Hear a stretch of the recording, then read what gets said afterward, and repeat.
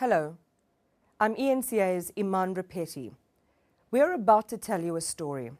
It's a story that changed South Africa forever. It's a story that goes to the heart of the country's troubles, and it's about loss, hardship, and agony. It is the Marikana story. We want you to know the images are graphic, the scenes heartbreaking.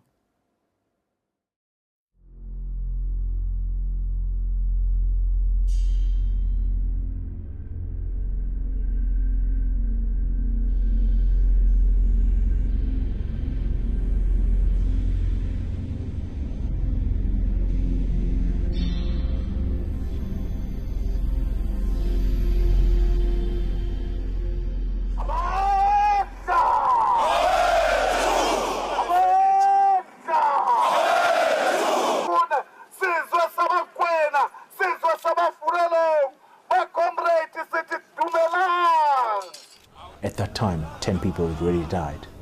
And so by the time we moved on to the KOPPIE, we knew that there was bound to be tension because the police had put it plainly in uncertain terms that that day was going to be the disbursement and the disarmament of the miners from the KOPPIE.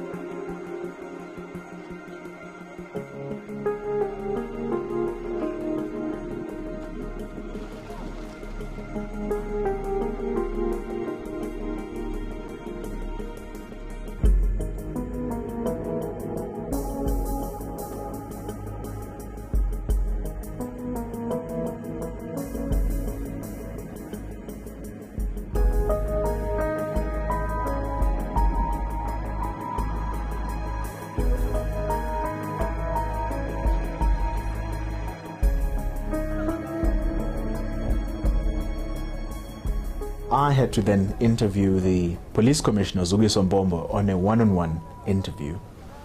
And primarily the reason I had to interview her was that, one, we had missed the media briefing, and two, what was important, of course, was what was their strategy? What operation were they going to use to get the workers to get off the KOPPIE? Commissioner, just give us a brief plan of what is planned to happen here today.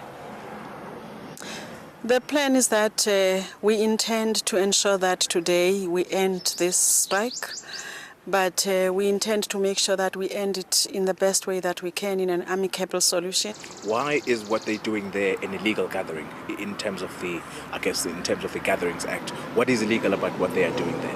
It's illegal because they don't have any authority in terms of that very same act you are saying to gather in that fashion in a public space.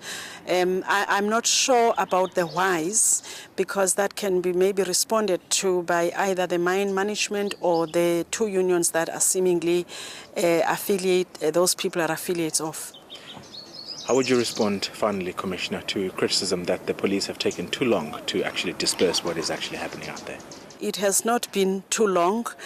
We moved in here after the march on Friday. And on Monday, we made a decision that we go and disarm those people and disperse them. And that's what we did. Unfortunately and sadly, through that process, that's when we lost our 2 cops as well as 3 members from their side. It is then that we came back and decided to make sure that we plan right, but also we give them an opportunity to come and hand over their weapons. And now it's time that if they can't succumb to our request, we will have to act. If they resist? If they resist, like I said, today is a day that we intend to end the violence. Where I decided to give up on getting a proper answer as to what were they actually going to do, the operation that was going to be used, was when she told me that, look, this is an operational issue. We cannot tell you.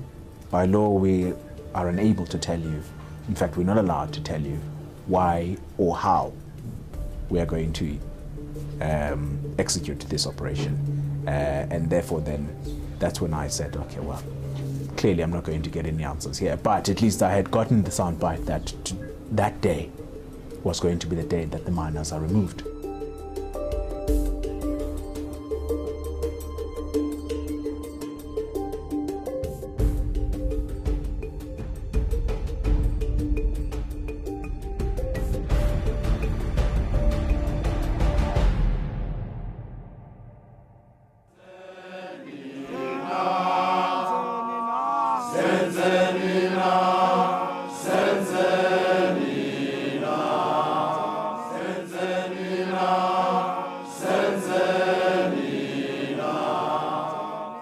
We knew that the union leaders had already been to the mountain on previous days, and we understand that it was the 15th that they went and addressed workers at the mountain to convince them to leave that area.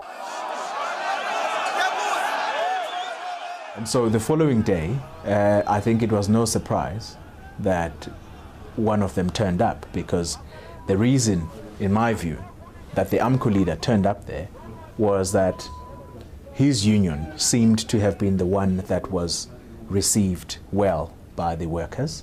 And so, given the favorable reception that AMCU received, they therefore then clearly were the only union that could address the workers.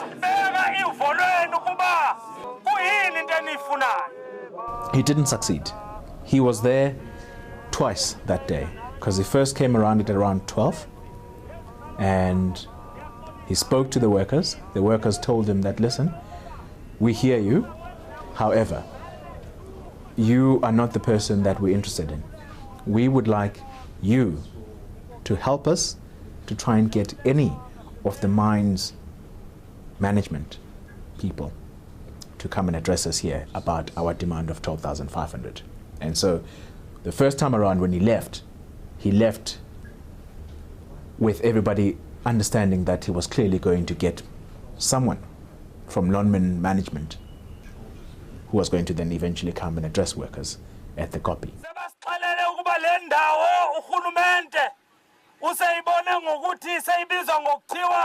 Security zone. Okunguthi le ndawo seyisemandleni neziphathi zikahulumeni ezingamaphoyisa. So when he came back the second time around to deliver a message that he was not only snubbed by the mine management, but that the entire operation now, or that entire area, he was told in no uncertain terms again that it was now under the police operation.